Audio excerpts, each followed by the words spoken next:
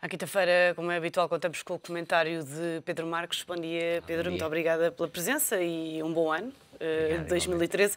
Vamos olhar para o relatório do FMI e vamos olhar aqui para esta questão em particular. O Governo pode avançar com a proposta do FMI de despedimentos na função pública e as indenizações devem ser financiadas com a receita das privatizações.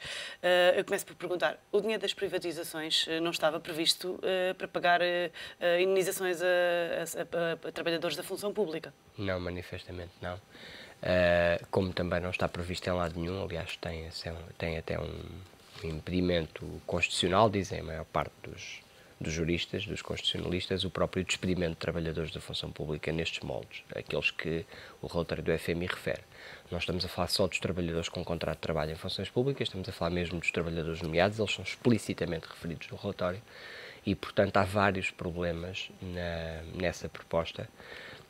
Não é o relatório do FMI que diz explicitamente que a receita das privatizações pode ser usada para esse efeito, já é uma notícia do Diário Económico, digamos assim, mas, como disse bem, o dinheiro das privatizações é para reduzir a dívida pública, supostamente para nos dar mais segurança, para nos dar segurança de que somos capazes de pagar as nossas dívidas.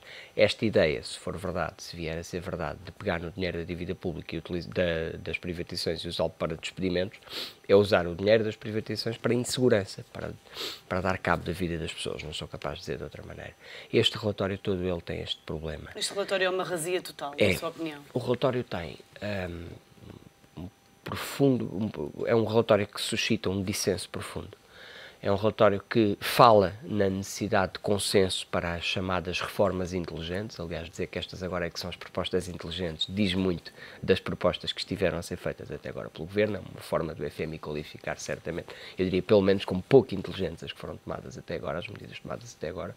Mas depois diz-se, para serem medidas estruturais, medidas que perdurem, é preciso consenso. Ora, já percebemos que este nem sequer é um relatório de todo o Governo. Já ficou claro ontem que houve uma parte do Governo, e eu diria com clareza e sem nenhum risco de falhar, que o Ministério das Finanças e a tal equipa da Exame, a equipa do Secretário de Estado Carlos Moedas, claramente estiveram muito envolvidos neste relatório. Eu diria mesmo sem nenhum risco de falhar, porque sei do que falo nesta matéria, que estão aqui várias propostas que o Ministério das Finanças já tentou fazer passar em Conselho de Ministros e não conseguiu, e agora pôs o FMI a apresentá-las como se fossem propostas de consultores internacionais. Isto é típico, acontece muitas vezes, aconteceu outra vez, e por isso ontem tivemos reações de grande divisão dentro da própria maioria. Por isso este relatório nem dentro da maioria provoca nenhuma espécie de consenso. Foi um relatório preparado supostamente por técnicos internacionais, mas com muito envolvimento do Governo, como digo, para tentar legitimar propostas extremamente danosas. É por isso um relatório que não vai poder alcançar esse tal consenso social e político. É um relatório que tem uma profunda insensibilidade em várias áreas. Quer especificar? O corte, esta insegurança brutal, este pânico que obviamente só pode ter gerado, que já gerou, já se percebeu, junto dos funcionários públicos e dos pensionistas. Para lhe dar dois exemplos. A ideia de mais de 20% dos funcionários públicos poderem ser, ou cerca de 20% dos funcionários públicos serem simplesmente despedidos. E até o relatório com uma certa crueldade dizer, bom, o problema aqui é arranjar o dinheiro para lhes pagar para os despedir. Não é tanto a vida das pessoas, só é chato porque é preciso arranjar dinheiro para lhes pagar o despedimento. Isto é de uma insensibilidade que provoca, obviamente, pânico nas pessoas, não posso dizer de outro modo.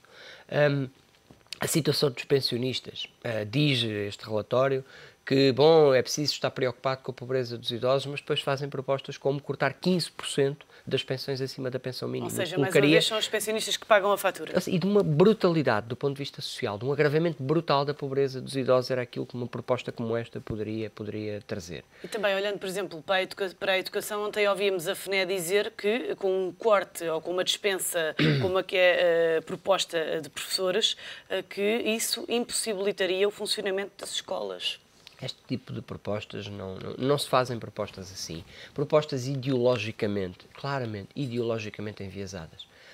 ali aquela ideia de que a escola pública é pouco eficiente e é pouco eficaz também na entrega de resultados de qualidade, quando o próprio relatório depois o contraria, dizendo que tivemos uma evolução espetacular nos indicadores de avaliação da qualidade dos nossos alunos, que são os indicadores PISA, que ignora totalmente o contexto socioeconómico das famílias, porque é esse o indicador mais importante para o sucesso dos jovens, é o contexto socioeconómico onde estão e o contexto socioeconómico da sua família, dos seus pais. Isso é totalmente ignorado.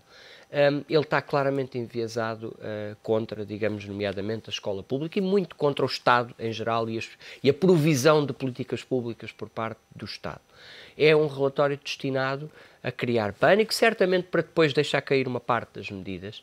A ideia de que estão aqui medidas inteligentes, vou-lhe dar 2 exemplos de coisas que não têm sentido nenhum do meu ponto de vista e que têm tudo menos de inteligentes. Primeiro, fala-se em medidas inteligentes, mas propõe-se aumentar as propinas no ensino superior e retirar os abonos de família aos jovens que estão no ensino superior. Eu pergunto se é este o país que nós queremos ter, um país que, ao retirar rendimentos ou aumentar a carga de pagamentos, de copagamentos no ensino superior, quer retirar jovens do ensino superior. Isto não é obviamente uma medida inteligente de um país que se quer aproximar e não afastar da média das qualificações europeias.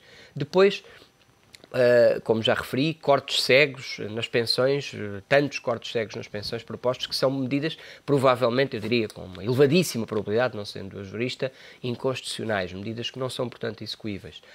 Falo-lhe do aumento da idade de reforma. Propõe-se um aumento da idade de reforma sem dizer o que isso significa de consequências para, se calhar, uns 100 mil jovens que ficariam imediatamente sem nenhuma perspectiva de emprego.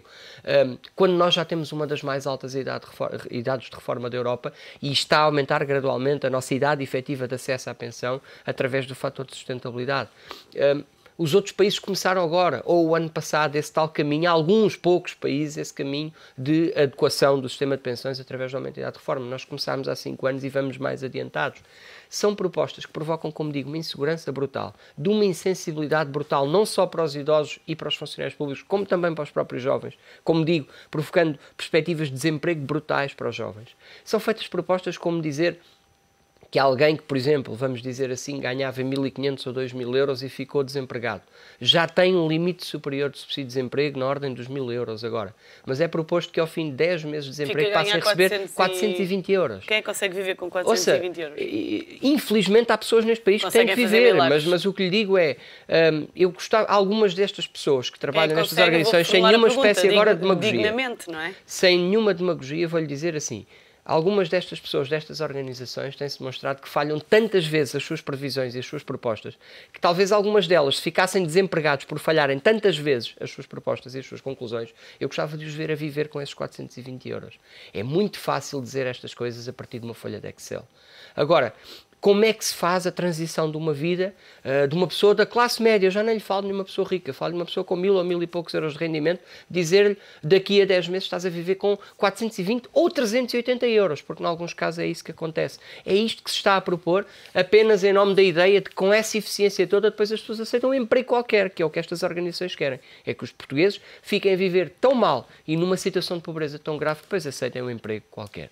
E, portanto, há demasiado irrealismo em muitas destas propostas, mas note, a culpa deste relatório não é do FMI.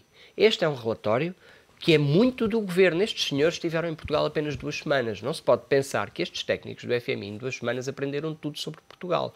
O que aconteceu foi que muitas pessoas, não todas, mas muitas pessoas deste governo estiveram a alimentar, a informar o FMI de muitas propostas fraturantes que queriam ver expostas na sociedade portuguesa como se fossem de uma organização internacional para suscitar o tal corte dos 4.000 milhões de euros na despesa social. E aqui reconduz-nos, no fundo, ao ponto de partida de tudo isto.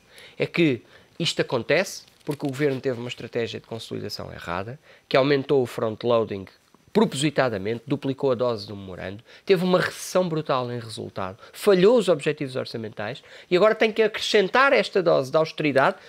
Diz o governo que para cumprir os objetivos orçamentais. Acontece que o corte na despesa, está estudado pelo próprio FMI também, por outras organizações, é ainda mais recessivo do que o aumento de impostos. O que quer dizer que vamos falhar ainda mais os objetivos orçamentais. Não vamos resolver nada, é apenas mais um elemento de destruição do consenso público e do consenso até em torno das políticas públicas, em torno do Estado Social, que não nos leva a lado nenhum e que eu espero que não conheça caminho.